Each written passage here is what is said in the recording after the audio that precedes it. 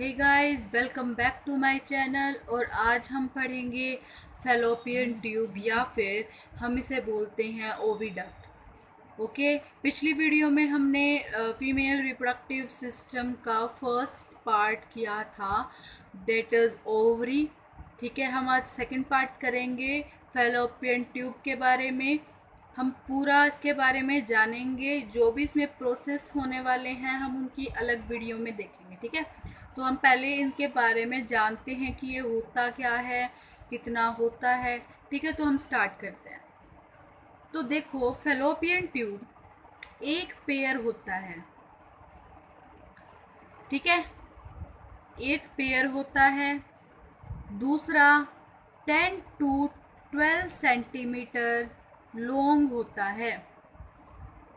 इसकी जो डेटा है वो आपको याद रखनी है, 10 to 12 सेंटीमीटर लॉन्ग। नाउ अब मैंने आपको जैसे ओवरी में बताया था कि ओवरी कनेक्टेड है पेल्विक वॉल से भी, ठीक है, और यूट्रस से भी। ठीक है, तो वैसे ही फैलोपियन ट्यूब भी कनेक्टेड है पेल्विक वॉल से। फैलोपियन ट्यूब कनेक्टेड है पेल्विक वॉल से। किसकी वजह से? मीजो सेल पेनिक्स की वजह से कनेक्टेड है। ठीक है, तो हर एक ऑर्गन कनेक्टेड होता है पेल्विक वॉल से ताकि वो अपनी जगह से ना हिले। ऐसा थोड़ी ना होगा कि अगर हम एक साइड मुड़े तो सारे के सारे ऑर्गन उस साइड ही आगे, ऐसे तो होगा नहीं।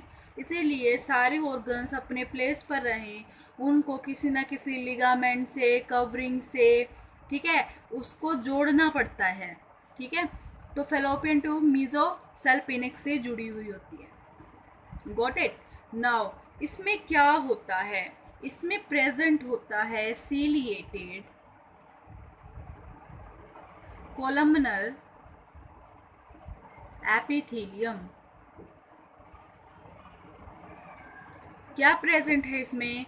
Ciliated columnar epithelium. देखो, सीलिया क्या काम करती है? कोई भी पार्टिकल है, ठीक है, तो उसको आगे ट्रांसफ़र करने में मदद करती है। ठीक है, जो खुद चल नहीं सकता या फिर कोई भी फ्लूइड है उसको आगे धकेलने के लिए काम करती है। ठीक है, तो वैसे ही जब ओवरी से जो आप अभी तो आप कह लो ओवम, ठीक है, कि जब ओवन निकलता है, ठीक है, तो उसको अब उसमें कुछ ऐसा पार्ट तो है नहीं ओवम में कि वो खुद चलेगा, फर्टिलाइजेशन साइट तक आएगा, ऐसा तो नहीं है। स्पर्म में तो है, टेल होती है स्पर्म में, लेकिन उसमें तो नहीं होती। इसीलिए सीलिएटेड कोलमनर एपिथेलियम क्या करेगा? उसको पुश करेगा आगे की साइड ताकि वो फर्टिलाइजेशन साइट तक आ जाए। ओके, देखो मैं आपको थोड़ा रफ डायग्राम बना के दिखाती हूँ। जैसे ये है, मान लो ओवरी, ठीक है, ये है फैलोपियन ट्यूब और ये है यूट्रस। ठीक है, तो यहाँ से भी जुड़ा हुआ होएगा, वो ओवरी जुड़ी हुई होगी, मैंने पिछली बार बताया था। ठीक है, और ये क्या है? फैलोपियन ट्यूब है। ओके, फैलोपियन ट्यूब यूट्रस से भी जुड़ा हुआ है, यहाँ से भी जुड़ा हुआ है। फर्टिलाइजेशन कहाँ होता है? इस रीजन में होता है, फैलोपियन ट्यूब के इस रीजन में होता है। मैं आपको इसके नाम बताऊंगी इस रीजन का। ठीक है, तो इस रीजन में एम्प्यूला नाम का रीजन होता है। फैलोपियन ट्यूब में 3 पार्ट्स होते हैं, बीच वाले में एम्प्यूला होता है, एम्प्यूला रीजन बोला जाता है उसको। तो यहाँ पे फर्टिलाइजेशन होता है। तो यहाँ से यहाँ तक लाने में कोई ना कोई तो चाहिए, खुद तो चल कर आएगा नहीं। इसीलिए वहाँ पर क्या प्रेजेंट होती है? सीलिया प्रेजेंट होती है। Got it? नाउ इसमें सीलिया भी प्रेजेंट है, एज वेल एज यहाँ पर क्या हो रहा है? पेरिस्टाल्टिक मूवमेंट भी होता है। पेरिस्टाल्टिक मूवमेंट कौन सा होता है? हमने पढ़ा है कॉन्ट्रैक्शन ऑफ मसल्स या फिर जो भी हमारी जो, जैसे हम देखो पेरिस्टाल्टिक मूवमेंट ज़रूरी नहीं है कि एलिमेंट्री कैनाल में ही हो, ये एक मूवमेंट है, ये कहीं पे भी हो सकता है। ठीक है, जैसे हमने फूड वो डाइजेशन वाले चैप्टर में पढ़ा था कि पेरिस्टाल्टिक मूवमेंट होता है, तो जो मसल्स है वो कॉन्ट्रैक्ट करते हैं ताकि जो बोलस है वो आगे जाए, है ना। वैसे ही इसमें भी फेलोपियन ट्यूब के जो मसल्स होते हैं वो कॉन्ट्रैक्ट करते हैं, पेरिस्टाल्टिक मूवमेंट करते हैं ताकि जो ओवम है वो आगे की तरफ पास हो सके। ठीक है, तो यहाँ पर क्या क्या ज़रूरी है, सीलिया होना, दूसरा पेरिस्टाल्टिक मूवमेंट भी होता है। नाउ अब मैंने आपको इसके पार्ट्स बताए थे, कौन कौन से पार्ट्स होते हैं इसके। इसके पार्ट्स हैं इन्फंडिबुलम, एम्प्यूला, इस्थमस। ओके, तीन पार्ट्स होते हैं इसके। तो इन्फंडिबुलम जो होता है वो इनर मोस्ट पार्ट होता है, ठीक है, ओवरी के पास वाला। ठीक है, जैसे मैंने आपको बताया था कि ये ओवरी है, ये यहाँ से फेलोपियन ट्यूब शुरू हो रही है, तो जो इधर वाला पार्ट होगा ना, पास वाला, उसको क्या बोलेंगे, इन्फंडिबुलम बोलेंगे। ठीक है, तो यहाँ पर इन्फंडिबुलम प्रेजेंट होता है, नियर होता है, ये ओवरी के पास होता है, यूट्रस से दूर होता है। जैसे यहाँ से यूट्रस शुरू हो जाता है ना, ये मान लो यूट्रस है, तो यहाँ से तो यूट्रस शुरू हो जाएगा, यहाँ पर तीन पार्ट भी आएंगे, एम्प्यूला भी आएगा और इस्थमस भी आएगा। तो अब देखो जो इन्फंडिबुलम होता है वो कैसा होता है, फनल शेप का होता है, फनल शेप। ठीक है, और जो इसके एक खास बात है इसकी कि जो इसका टर्मिनल एंड होता है, टर्मिनल एंड हम कौन सा बोल रहे हैं, जो ओवरी के पास वाला, मतलब ये वाला है, इस पर कुछ फिम्ब्रेज होते हैं। ठीक है, फिम्ब्रे आप कह सकते हो, टर्मिनल एंड पर क्या होते हैं, फिम्ब्रे होते हैं।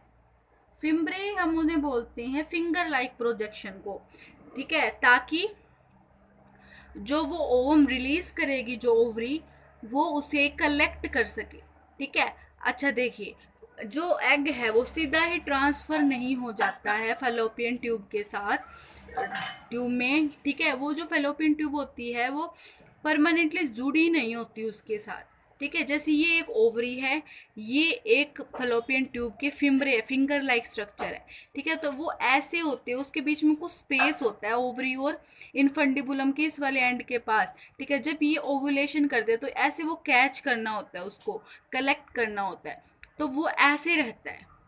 ठीक है, वो बिल्कुल ऐसे नहीं रहता जुड़ के।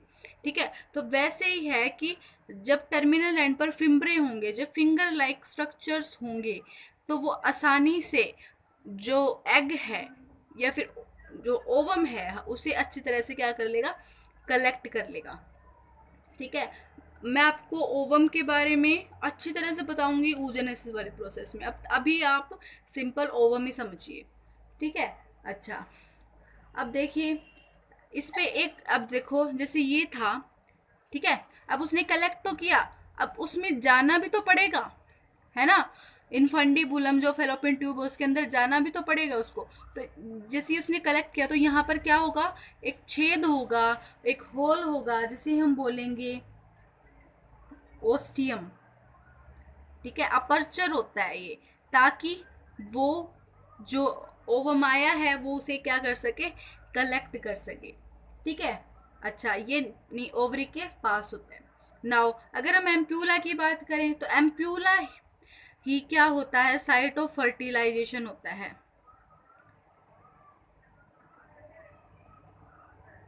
ओके, एम्प्यूला क्या होता है, साइट ऑफ फर्टिलाइजेशन होता है, ये याद रखना। कैसा भी अगर आपको क्वेश्चन आए, बस आपको ये ढूंढना है कि साइट ऑफ फर्टिलाइजेशन क्या है, एम्प्यूला ही है। ठीक है, आपको ऐसे दिया होगा कि एम्प्यूला और इस्थमस के बीच में है, जंक्शन पे है, नहीं वो बिल्कुल गलत है, क्योंकि पुरानी एनसीईआरटी में ऐसा कुछ लिख रखा है। लेकिन नई के अकॉर्डिंग आपको सिंपल क्या लगाना है, साइट ऑफ फर्टिलाइजेशन एम्प्यूला लगाना है। ठीक है। अच्छा, इस्थमस में क्या होता है, इसके एम्प्यूला के बारे में एक और बात है कि ये वाइडेस्ट पार्ट है, मतलब सबसे चौड़ा पार्ट कौन सा होता है, एम्प्यूला होता है। ये कैसा होता है, फनल शेप का होता है। इस्थमस क्या है, नैरो होता है, ये नैरोवर पार्ट है, और ये ओपन्स इनटू यूटरस, ये यूटरस में खुलता है। ठीक है। अब देखो मैंने आपको ये रफ सा डायग्राम बना के बताया था। देखो अगर आपको पूछे कि नियरेस्ट पार्ट फेलोपियन ट्यूब का क्या है यूट्रस के according with respect to the uterus, तो यूट्रस के पास वाला कौन सा होगा, इस्थमस। ओवरी के पास वाला कौन सा होगा, इनफंडिबुलम। ठीक है। तो आपको वो, अगर वो आपको रेफरेंस दे तो उसके अकॉर्डिंग आपको बताना है। ठीक है। अच्छा, अब देखो जो मैंने आपको बताया था कि जो ओवरी से सीधा जो ओवम है वो सीधा ही फेलोपियन ट्यूब में नहीं चला जाता, उसके बीच में कुछ कैविटी होती है, स्पेस होती है, तो अब मैं वो बताऊंगी। ठीक है। जैसे एग का पाथवे, कि एग ओवरी से फेलोपियन ट्यूब में या फिर इनफंडिबुलम में कैसे पहुंचता है।